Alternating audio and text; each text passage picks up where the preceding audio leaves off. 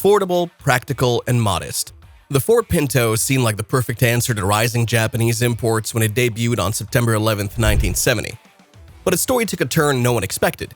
Let's find out how this budget-friendly car earned a very different legacy. The Ford Pinto was the kind of car you'd expect to see in a grocery store parking lot, not on a racetrack. But what if I told you this same car could take on a Porsche 914? Well, it did, and the man who made it possible was Jack Stratton. He took this humble commuter and turned it into the Ford Pinto Pangra, a car capable of going toe-to-toe with the likes of the Porsche 914. When it debuted, the Porsche 914 cost around $3,500, nearly twice as much as a stock Pinto. Weighing just 2,100 pounds, it was only slightly heavier than the Pinto and came with 80 to 100 horsepower from its mid-mounted engine. But the legacy of this car was short-lived, as Stratton soon saw an opportunity to build something even better with the Ford Pinto.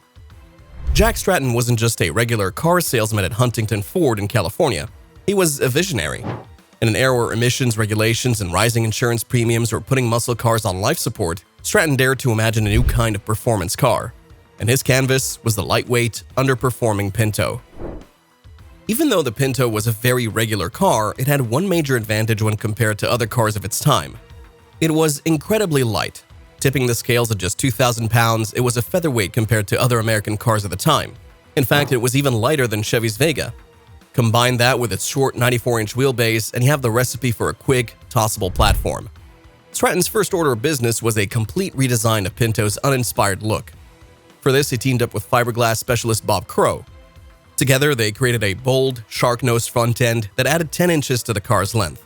The transformation included pop-up headlights, just like the De Tomaso Pantera, operated by a hand lever, a distinctive fiberglass front-end treatment, slimmer fenders, and a streamlined profile that gave the Pangra an almost Corvette-like edge. Inside, the Pangra boasted Recaro seats and custom instrumentation, including a digital tachometer and high-quality auxiliary gauges sourced from Stewart Warner. The result was striking. No longer just a commuter car, the Pangra looked like it belonged on a racetrack.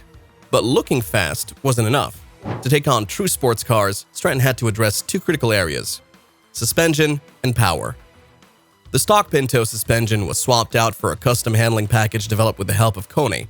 It featured valve-tuned shocks, lowering springs, and 7-inch wide magnesium wheels. The upgrades dropped the car 2 inches closer to the ground and gave it a planted stance. The result was a car capable of pulling .87 Gs on a skid pad. For context, the Porsche 914 could only manage about .73 Gs, and the Pangra was redefining what small American cars could do. But the real magic was under the hood. The stock Pinto's 2.0-liter inline-4 engine produced a meager 90 horsepower. That wasn't going to cut it.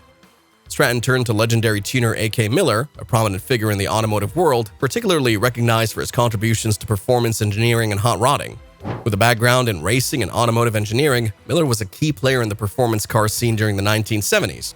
Together, they worked on something radical: turbocharging. Together, they installed an air research turbocharger, boosting the engine's output to an impressive 175 horsepower, nearly double the stock figure. The setup included a water injection system to handle the added heat and pressure, along with a low 7-to-1 compression ratio to make it turbo-friendly.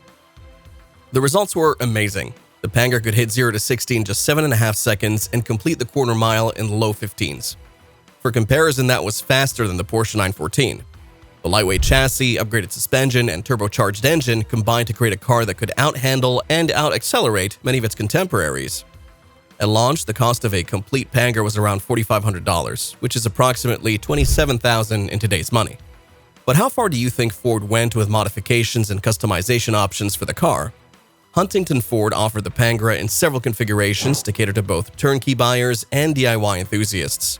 For those who preferred assembling their own performance car, the Pangra was available in 4 distinct kits. Kit 1 included a striking fiberglass front end with a revised hood, grille, fenders, and hidden pop-up headlights operated by an interior lever. Kit 2 expanded on this by adding a revamped interior, complete with a custom dashboard, center console, and Stewart Warner gauges, including a digital tachometer. This package also featured machined mag-shot wheels and upgraded tires, 175 HR13s in the front and 185 HR13s at the rear. Kit 3 was built further, incorporating a Spearco Can-Am suspension kit, which included shortened front coil springs, heavy-duty front and rear sway bars, a rear lowering kit, and Kone shock absorbers, significantly enhancing the car's handling capabilities. The most advanced option, Kit 4, combined all previous upgrades with an AC Miller turbocharger kit. This setup featured a 7:1 compression ratio, water injection, a revised header pipe, a crossover intake, and an O-ringed head, boosting the 2.0-liter SOHC engine to an impressive 175 bhp. For customers seeking a smooth experience, fully assembled Pangras could be purchased directly from Huntington Ford for approximately $5,000.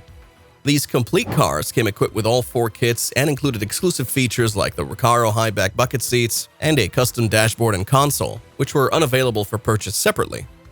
The Kit 4 Pangras stood out for their revolutionary performance. The turbocharged engine delivered a remarkable 1.42 horsepower per cubic inch and achieved 0.74 Gs on track, a feat that Motor Trend, an American automobile magazine, lauded by stating the car clings like saran wrap. However, the early turbocharging technology lacked modern features like an intercooler or a boost controller, relying instead on a welded washer in the exhaust to regulate boost. While this simplified approach occasionally compromised long-term reliability, the Pangra's innovative design, modular approach, and impressive performance solidified its status as a standout in automotive history. Between 1972 and 1973, it's estimated that Huntington Ford sold only 20 to 50 fully built Pangras, along with about 200 kits. The Pangra gained some notoriety by appearing on the cover of Motor Trend magazine in January 1973, where it was tested against competitors like the Porsche 914. Today, these cars are incredibly rare. Current market values for well-preserved or restored Pangras can vary significantly, but typically range from $10,000 to $25,000. If you ever stumble upon one at a car show, consider yourself lucky. However, according to several online outlets and YouTube videos, Ford has been plotting a Pinto revival, targeting 2025 to release the revamped model. However, those claims appear to be complete works of fiction, with neither Ford nor CEO Jim Farley confirming the vehicle's existence. Yes, that means all the YouTube videos out there claiming to have first looks at the muscled-up Pinto build are not only fake, but almost certainly the result of some artificial intelligence-rendered mock-up. But here's the thing. While the Ford Pinto has a glorious history, thanks to Jack Stratton's Pangra innovation, its legacy is equally defined by a troubling and tragic chapter. Initially celebrated as an affordable, lightweight car for the masses, the Pinto soon became infamous for a critical design flaw in its fuel tank. The tank was highly susceptible to rupturing and rear-end collisions, often resulting in deadly fires. The controversy deepened when internal Ford documents surfaced, revealing a cost-benefit analysis. Ford had weighed the expense of redesigning the fuel tank against the potential payouts for accident-related lawsuits. One of the most tragic incidents occurred in 1978 when a Pinto was rear-ended, igniting a fire that claimed the lives of 3 passengers. As media scrutiny intensified and lawsuits piled up, Ford faced criticism for putting profits above consumer safety.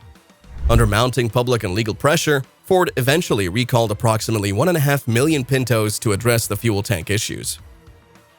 But this incident doesn't change the fact that the Ford Pinto Pangra was an underdog in every sense.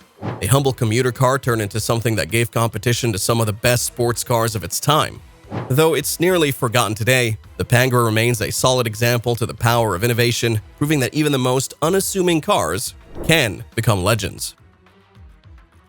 If you enjoyed this story, check out our video on the 10 most expensive American cars from the 1980s.